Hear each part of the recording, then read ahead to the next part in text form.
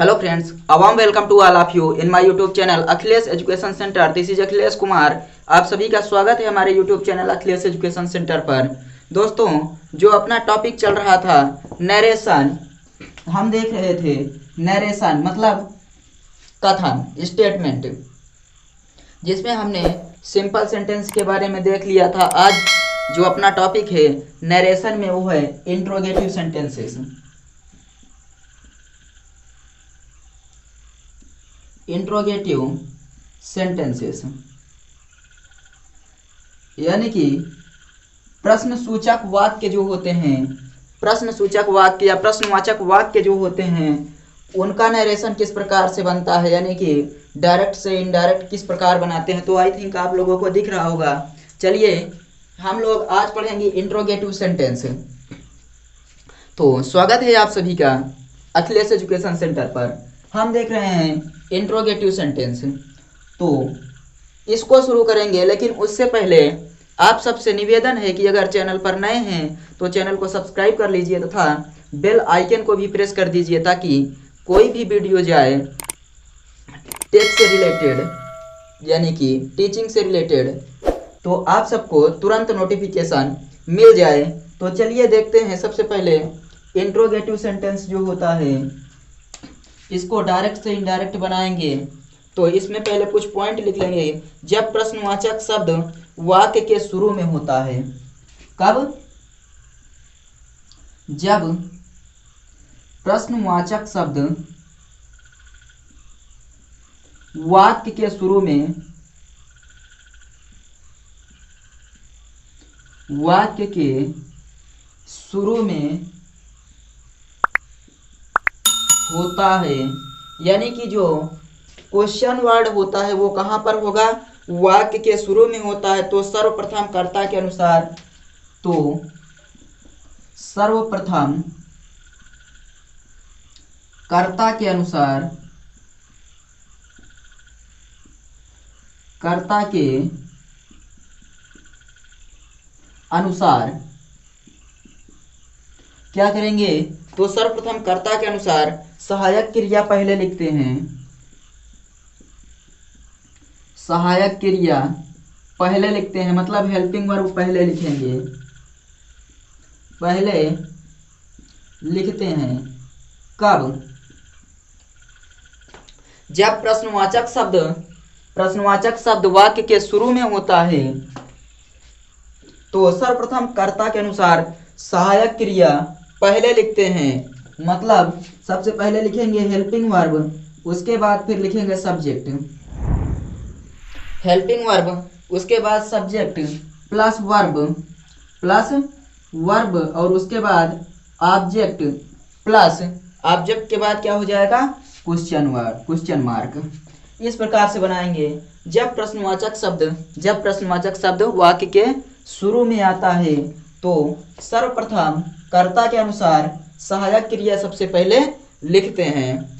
दूसरा नियम, इसको नोट कर लेंगे कि जब प्रश्नवाचक शब्द वाक्य के शुरू में आता है, तो सर्वप्रथम सहायक क्रिया के अनुसार, यानी कि सर्वप्रथम कर्ता के अनुसार सहायक क्रिया लिखते हैं। फॉर्मेट है helping verb, subject, verb, object और उसके बाद फिर क्वेश्चन मार्क। जब प्रश्नवाचक शब्द वाक्य के बीच में होता है। दूसरा नियम, जब प्रश्नवाचक शब्द वाक्य के बीच में होता है, वाक्य के बीच में होता है। जब प्रश्नवाचक शब्द वाक्य के बीच में होता है, तो सर्वप्रथम उसकी अंग्रेजी लिखते हैं। तो सर्वप्रथम उसकी अंग्रेजी लिखते हैं। प्रश्नवाचक शब्द की अंग्रेजी लिखेंगे, अंग्रेजी लिखते हैं और उसके बाद लगाएंगे यहाँ पर हेल्पिंग वर्ब, कर्ता के अनुसार सहायक क्रिया, मतलब उसके बाद लगेगी कर्ता के अनुसार सहायक क्रिया, और उसके बाद फिर जो कर्ता होता है उसको लगा दिया जाता है, यानी कि कर्ता मतलब सब्जेक्ट, और उसके बाद फिर लगाएंगे वर्ब मतलब क्रिया, और उसके बाद फिर लिख देंगे जो वर्ब के बाद क्रिया आ जाएगी, क्रिया के बाद आ जाएगा ऑब्जेक्ट मतलब वस्तु, object, then after question mark. तो नियम क्या कहता है कि जब प्रश्नवाचक शब्द कहाँ पर होता है, जब प्रश्नवाचक शब्द वाक्य के शुरू में होता है तो सर्वप्रथम कर्ता के अनुसार सहायक क्रिया लिखते हैं। प्रश्नवाचक शब्द वाक्य के शुरू में होगा तो सर्वप्रथम कर्ता के अनुसार सहायक क्रिया लिखेंगे, फॉर्मेट है। और जब प्रश्नवाचक शब्द वाक्य के बीच में होता है तो सर्वप्रथम अंग्रेजी लिखते हैं। किसकी अंग्रेजी? इस प्रश्नवाचक शब्द की अंग्रेजी लिखते हैं, और उसके बाद कर्ता के अनुसार सहायक क्रिया, और फिर कर्ता लिखेंगे और क्रिया, उसके बाद ऑब्जेक्ट, और सबसे बाद में क्वेश्चन मार्क लगा देंगे। तो आई थिंक इतना क्लियर हुआ होगा कि जब प्रश्नवाचक शब्द वाक्य के शुरू में आता है तो सर्वप्रथम क्या लिखा जाता है, कर्ता के अनुसार सहायक क्रिया, और जब प्रश्नवाचक शब्द वाक्य के बीच में आता है तो सबसे पहले उसकी अंग्रेजी लिखते हैं। इन दो नियमों को नोट कर लेंगे, उसके बाद आगे बढ़ते हैं, देखते हैं आगे क्या दिया गया है। नियम नंबर 3 में देखेंगे तो तीसरा नियम क्या कह रहा है। तीसरा नियम कहता है यदि रिपोर्टेड स्पीच ऑक्सिलरी वर्ब से, तीसरा नियम है यदि रिपोर्टेड स्पीच, यदि रिपोर्टेड स्पीच ऑक्सिलरी वर्ब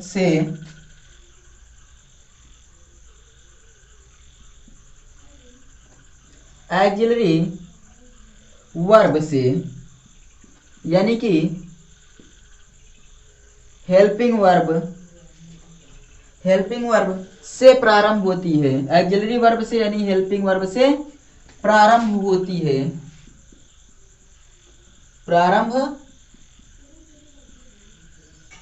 होती है, यदि रिपोर्टेड स्पीच ऑक्सिलरी वर्ब से यानी कि हेल्पिंग वर्ब से प्रारंभ होती है तो इनडायरेक्ट बनाते समय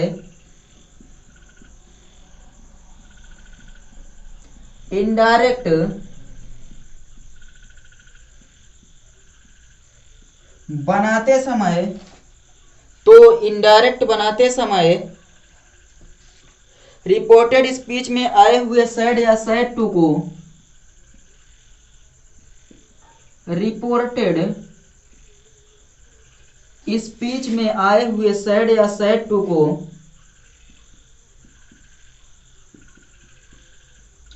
सैड या सैड टू को किसमें चेंज करेंगे, तो यहां पर चेंज कर देते हैं आस्क्ड में, आस्क्ड, या फिर एक और शब्द में चेंज किया जाता है इंक्वायर्ड ऑफ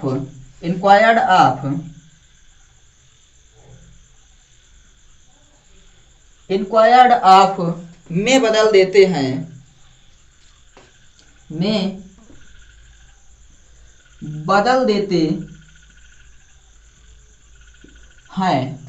यदि रिपोर्टेड स्पीच ऑक्सिलरी वर्ब मतलब हेल्पिंग वर्ब से प्रारंभ होती है, ऑक्सिलरी वर्ब मतलब हेल्पिंग वर्ब से प्रारंभ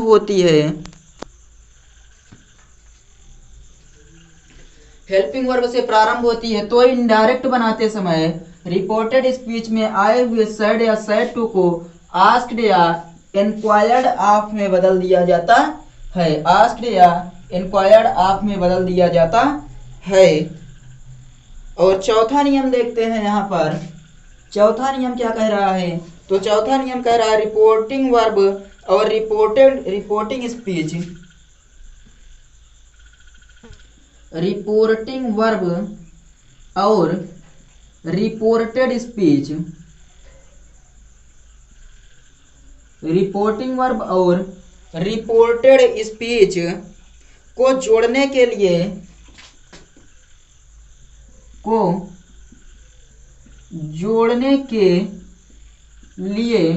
रिपोर्टिंग वर्ब और रिपोर्टेड स्पीच को जोड़ने के लिए यहाँ पर किसका प्रयोग किया जाता है, तो जोड़ने के लिए इफ आर वेदर का प्रयोग करते हैं, इफ आर वेदर का प्रयोग करते हैं, ना कि दैट का, करते हैं ना कि दैट का। तो इसे ध्यान रखेंगे कि रिपोर्टिंग वर्ब और रिपोर्टेड स्पीच को जोड़ने के लिए इफ या वेदर का प्रयोग किया जाता है, ना कि दैट का।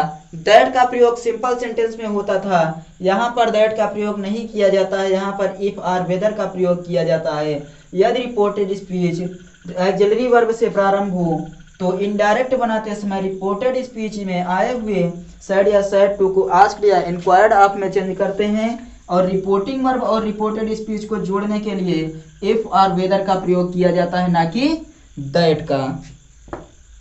तो आई थिंक ये भी क्लियर हुआ होगा। अब इसके बाद देखते हैं अगला नियम क्या कह रहा है, इसको नोट कर लेंगे। अगला नियम देखते हैं, नियम नंबर 5, पांचवा रूल क्या कह रहा है और किस प्रकार से पांचवें नियम में सॉल्व होगा। क्या नियम है इसका, इंट्रोगेटिव बनाने का पांचवा नियम। पांचवा नियम कह रहा है रिपोर्टेड स्पीच में आए हुए इंट्रोगेटिव सेंटेंस, रिपोर्टेड स्पीच में आए हुए इंट्रोगेटिव सेंटेंस,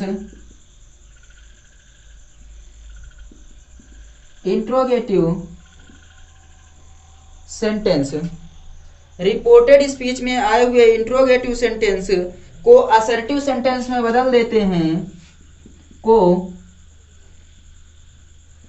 असर्टिव सेंटेंस में बदल देते हैं, असर्टिव सेंटेंस में बदल देते हैं। रिपोर्टेड स्पीच में आए हुए इंट्रोगेटिव सेंटेंस को असर्टिव सेंटेंस में बदल देते हैं। क्वेश्चन मार्क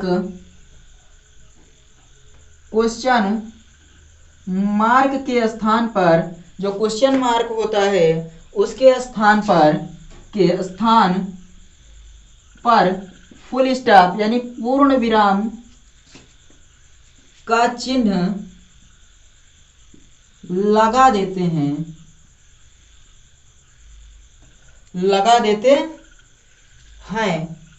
तो रिपोर्टेड स्पीच में आए हुए इंट्रोगेटिव सेंटेंस को असर्टिव सेंटेंस में बदल देंगे और क्वेश्चन मार्क के स्थान पर फुल स्टॉप यानी पूर्ण विराम का चिन्ह लगा दिया जाता है। अब इसका एग्जाम्पल देखते हैं हम बारी बारी से, एक एक करके सारे एग्जाम्पल देख लेंगे तो आसानी से समझ में आ जाएगा।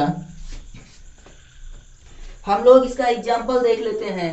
एग्जाम्पल में क्या कह रहा है, सबसे पहला एग्जाम्पल लिखा गया है मोहन सेड टू सोहन।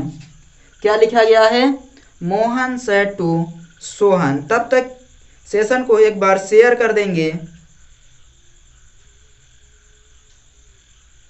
आगे बढ़ते हैं एग्जाम्पल की ओर। जो लिखा गया है Mohan said to Sohan are you going to school. कह रहा है एग्जाम्पल में लिखा गया है Mohan said to Sohan, Mohan said to Sohan are you going to school, going to school. Mohan said to Sohan are you going to school. तो यहां पर सबसे पहले मोहन को लिखेंगे, सेड या सेड टू के स्थान पर क्या लिखा जाता था, तो हमने अभी अभी नियम पढ़ा है, इसके स्थान पर आस्क्ड हो जाएगा। सेड टू के स्थान पर आस्क्ड सोहन। और यहाँ पर इस चिन्ह को हटाने के लिए जो दिया गया है, चिन्ह को हटाने के लिए किसका प्रयोग किया जाता है, तो इफ और वेदर का प्रयोग किया जाता है। इफ और यहाँ पर आर पहले लिखा गया है यानी कि हेल्पिंग वर्ब पहले लिखी गई है, तो सब्जेक्ट के अनुसार क्या लिखेंगे, सब्जेक्ट यहाँ पर दिया गया है यू, इसके अनुसार जो सेकंड पर्सन है यहाँ पर वो किसके अनुसार चेंज होता है, तो ऑब्जेक्ट के अनुसार चेंज होगा। ऑब्जेक्ट के अनुसार यू का क्या हो जाएगा, ही। और आर क्या है, प्रेजेंट कंटीन्यूअस टेंस, चेंज होगा पास्ट कंटीन्यूअस टेंस में वाज, गोइंग टू स्कूल और उसके बाद फुल स्टॉप, उसके बाद फुल स्टॉप लग जाएगा। Mohan said to Sohan are you going to school, I think clear हुआ होगा। मोहन सेड टू के स्थान पर आस्क्ड सोहन, और यहाँ पर जो लिखा गया ये चिन्ह लगा गया है कामा इन्वर्टेड कामा के स्थान पर इफ और वेदर, और सेकंड पर्सन के अनुसार यहाँ पर लिख देंगे ही हो जाएगा। आर के स्थान पर was, present continuous tense change होगा पास्ट कंटिन्यूअस टेंस में, और गोइंग टू स्कूल वैसे लिख देंगे, क्वेश्चन मार्क के स्थान पर फुल स्टॉप लग जाएगा। दूसरा देखते हैं, Rita said to Gita, Rita said to Gita comma inverted comma does she complete her homework, does she complete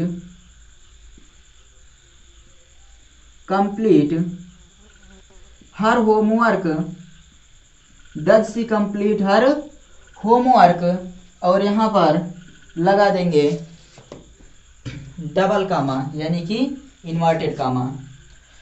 तो यहाँ पर हो जाएगा रीता के स्थान पर रीता, रीता के स्थान पर रीता, सेड टू के स्थान पर आस्क्ड हो जाएगा, और गीता, रीता आस्क्ड गीता, और यहाँ पर हो जाएगा इफ, सी के अनुसार गीता, सी कौन सा पर्सन है, थर्ड पर्सन, थर्ड पर्सन में नो चेंज होता है।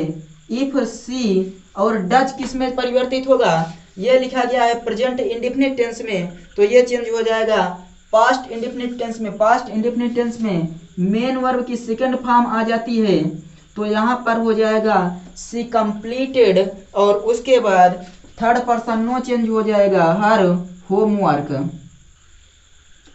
आखिरी में फुल स्टॉप लगा देंगे। तो आई थिंक ये भी आपको क्लियर हो गया होगा किस प्रकार से इसको सॉल्व किया जाएगा।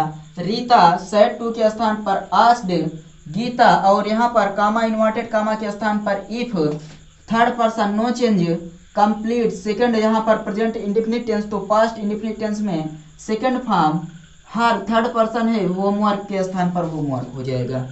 तीसरा एग्जाम्पल देख लेते हैं, या आगे देखेंगे तीसरा एग्जाम्पल, अगला नोट करके एक पॉइंट लिखेंगे, इतना आई थिंक ये समझ में आ गया होगा। तो इसके बाद अब आगे एक नोट बनाकर लिख लेंगे, नोट पॉइंट में, एक नोट पॉइंट में लिख लेंगे। नोट नंबर 1 लिखेंगे, नोट नंबर 1, यदि reported speech do oblique does से प्रारंभ होती है, यदि reported speech do oblique does, oblique मतलब डू या डज से प्रारंभ होती है, दोनों में से किसी एक से प्रारंभ होती है। यदि रिपोर्टेड स्पीच डू या डज से प्रारंभ होती है तो इनडायरेक्ट बनाते समय, तो इनडायरेक्ट बनाते समय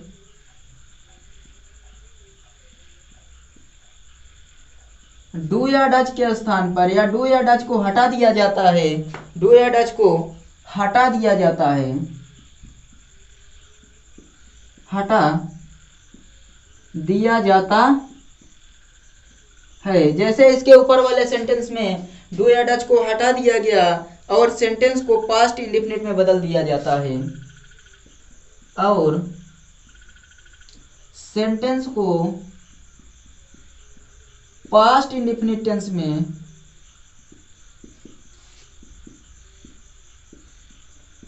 बदल दिया जाता है।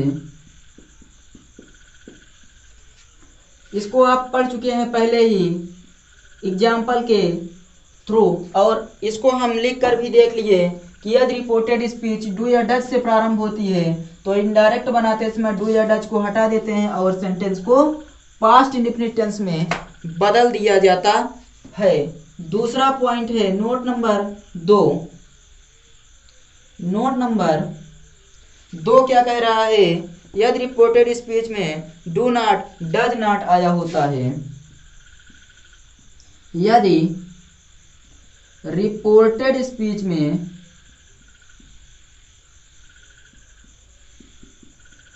Do not oblique does not आया होता है,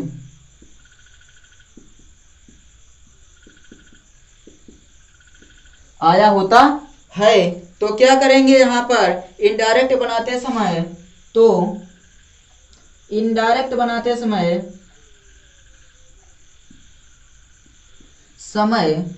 इसे डिड नॉट में परिवर्तित कर दिया जाता है, डिड नॉट में बदल दिया जाता है, बदल दिया जाता है। यदि रिपोर्टेड स्पीच में do not oblique does not आया होता है तो इनडायरेक्ट बनाते समय इसे डिड नॉट में बदल दिया जाता है। डू नॉट और डज नॉट को डिड नॉट में बदलते हैं, डू या डज आया होता है तो सेंटेंस को पास्ट इंडेफिनिट टेंस में बदलते हैं, जहां पर क्या हो जाता है, तो सेकंड फॉर्म आ जाती है वर्ब की। और अब इसका एग्जाम्पल देख लेते हैं, आई थिंक एग्जाम्पल नीचे दिख जाएगा, तो चलिए नीचे एक एग्जाम्पल है उसको देख लेते हैं। यहाँ पर हम लिखेंगे Mohan said to Rahim, example है मोहन सेड टू रहीम,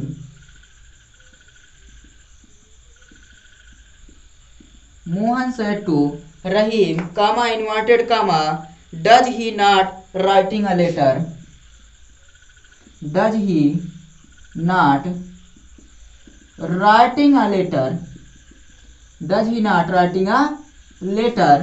तो इसको हम किस प्रकार चेंज करेंगे, सबसे पहले इसे लिखेंगे मोहन सेड टू के स्थान पर asked Rahim,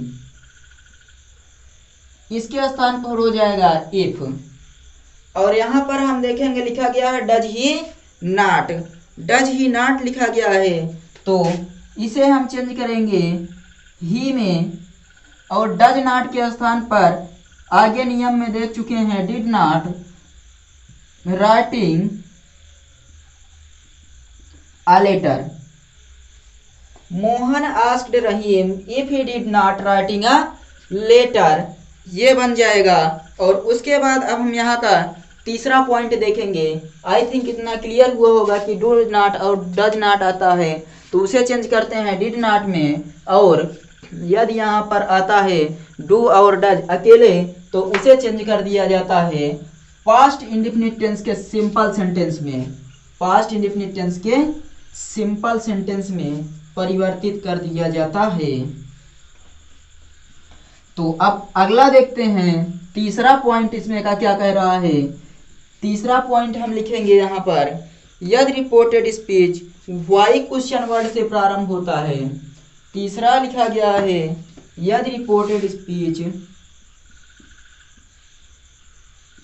reported speech why, why question word, question word से प्रारंभ होता है, प्रारंभ होता है। यदि reported speech why question word से प्रारंभ होता है या होती है, प्रारंभ होती है, तो इनडायरेक्ट बनाते समय इसे हटाते नहीं हैं, तो इनडायरेक्ट बनाते समय इसे हटाते नहीं हैं, हटाते नहीं है। यदि reported speech why question word से प्रारंभ होता है तो इसे इनडायरेक्ट बनाते समय हटाते नहीं है, क्योंकि सेंटेंस में क्वेश्चन वर्ड का कार्य करता है, क्योंकि वाई जो है, क्योंकि सेंटेंस में क्वेश्चन वर्ड का कार्य करता है,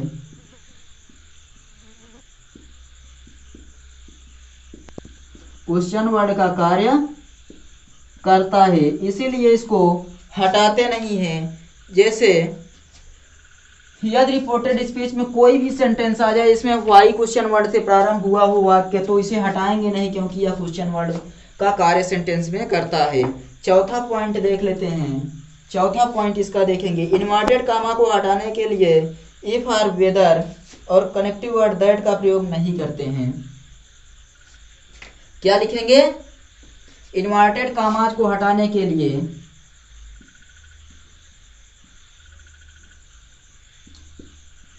इन्वर्टेड कामाज को हटाने के लिए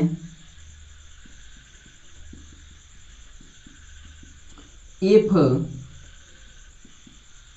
वेदर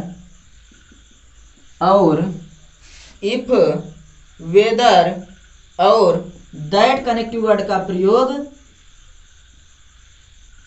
दैट कनेक्टिव वर्ड का प्रयोग नहीं करते हैं,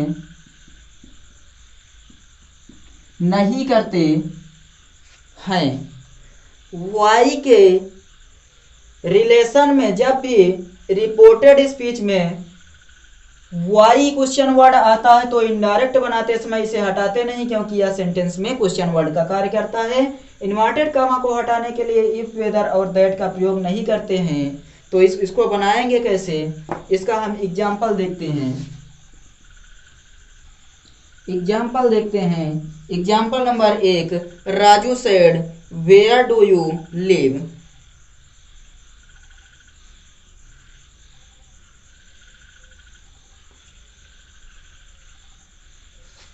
क्या लिखा गया है? Raju said comma inverted comma where do you live, where do you live. यहां पर वर्ड हटा देंगे। वाई क्वेश्चन से प्रारंभ होता है, क्वेश्चन से प्रारंभ होता है। तो राजू सेड, यहां पर लिखा गया है राजू सेड, तो इसे कैसे लिखेंगे? राजू आस्क्ड। कामा इन्वर्टेड कामा के स्थान पर कुछ भी नहीं प्रयोग किया जाएगा, यहां पर हो जाएगा Raju asked me. Said to me अपने आप से मानकर यहां पर राजू आस्क्ड मी लिख देंगे, और उसके बाद वेयर आई लिव, वेयर को नहीं हटाएंगे, यू के स्थान पर हो जाएगा आई, मी को चेंज करेंगे तो आई हो जाएगा, और लिव, वेयर आई लिव, इतना बन जाएगा। दूसरा एग्जाम्पल इसका देख लेते हैं। दूसरा एग्जाम्पल तो आई थिंक ये समझ में आया होगा। दूसरा एग्जाम्पल है Rahim said to Karim, said to Karim comma inverted comma can you lend me a book, can you lend me a book, can you lend me a book. इसको किस प्रकार चेंज करेंगे? तो यहां पर हो जाएगा रहीम आस्क्ड करीम, रहीम आस्क्ड करीम, और इसे क्या करेंगे? कुछ भी नहीं करेंगे, यहाँ पर इसके स्थान पर क्या कर देंगे? तो यहाँ पर हो जाएगा इफ, क्या हो जाएगा? इफ हो जाएगा। ही कुड लेंड, ही हो जाएगा, यू को करीम के अनुसार ही हो जाएगा, कैन का हो जाता है कुड, और यहाँ पर लिखा गया है लेंड, क्या लिखा गया है? Lend him a book, him a book बन जाएगा। इस प्रकार से वाक्य, इस प्रकार से वाक्य बन जाएगा। तो यहाँ पर हम देखने को हमें क्या मिल रहा है? वेयर जब लिखा गया है मतलब कि WH क्वेश्चन से प्रारंभ हो रहे हैं, WH क्वेश्चन से जब वाक्य प्रारंभ हो रहे हैं तो वहाँ पर इनडायरेक्ट बनाते समय किसे नहीं हटाया जा रहा है? इनको नहीं हटाया जा रहा है। और यहाँ पर ये कैन से प्रारंभ हो रहा है, इसलिए इसके स्थान पर क्या आ गया है? इफ आ गया है। एक और वाक्य देख लेते हैं, इसका उदाहरण, एक और उदाहरण देख लेते हैं इस वाक्य का कि किस प्रकार से बनता है। Suresh said to Ramesh, Suresh said to Ramesh, Suresh said to Ramesh comma inverted comma where, उसके बाद are you coming from, where are you coming from, where are you coming from. तो लिखेंगे यहाँ पर हो जाएगा सुरेश सेड टू के स्थान पर आस्क्ड रमेश, और इसके बाद क्या हो जाएगा यहाँ पर वेयर को हटाएंगे नहीं तो क्या लिखेंगे यहाँ पर वेयर हो जाएगा, जब हटाएंगे नहीं तो वैसे रहेगा यू सेकंड पर्सन रमेश के अनुसार चेंज हो जाएगा तो ही हो जाएगा, और आर के स्थान पर क्या आ जाएगा वाज आ जाएगा, और कमिंग फ्रॉम। तो आई थिंक ये क्लियर हो गया होगा कि किस प्रकार से यहाँ पर परिवर्तन किया जा रहा है, किस प्रकार से यहाँ पर परिवर्तन किया जा रहा है। और अब हम यहाँ पर इसके आगे देखते हैं एक एग्जाम्पल जो दिया गया है, इसको समझने के बाद आई थिंक इतना क्वेश्चन इंट्रोगेटिव सेंटेंस का नरेशन समझ में आया होगा। तो अब इसके आगे हम देखेंगे अगले वीडियो में कल, तब तक के लिए इसको रिवाइज करते रहें और जो 1-2 पार्ट आया है उसको अच्छे से नोट्स में बना लेंगे। चलिए मिलेंगे कल, बाय।